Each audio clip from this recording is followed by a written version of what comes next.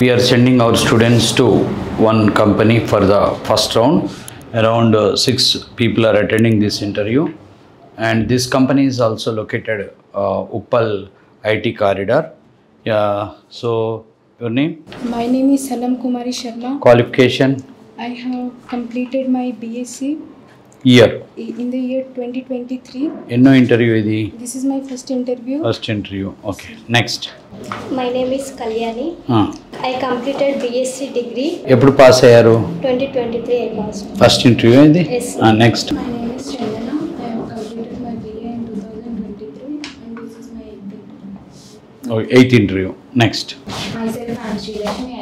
I have completed my BSc Computers in the year of 2023. This is my second interview.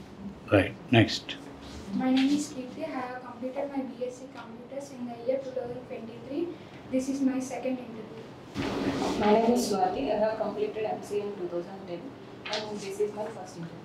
Yeah so ఈ యొక్క video చేయటానికి reason ఏంటంటే చాలామంది students కోర్సులు చేసిన తర్వాత ఇంటర్వ్యూస్ లేవు, అంటే జాబ్స్ లేవు, ఐటీ మార్కెట్ బాగాలేదు అండ్ అని they are going back to home towns.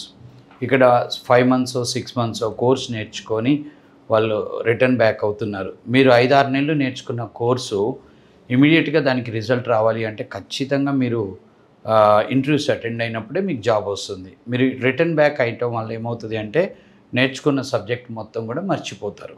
మళ్ళీ మీరు ఒక 6 months తర్వాత హైదరాబాద్ వచ్చినా కానీ ఆ కోర్స్ నేర్చుకున్నదంతా కూడా వేస్ట్ అవుతుంది. యాక్చువల్గా ఐటీ మార్కెట్ మంచిగానే ఉంది, ఫ్రెషర్ మార్కెట్లో ఎలాంటి ఇబ్బందులు లేవు.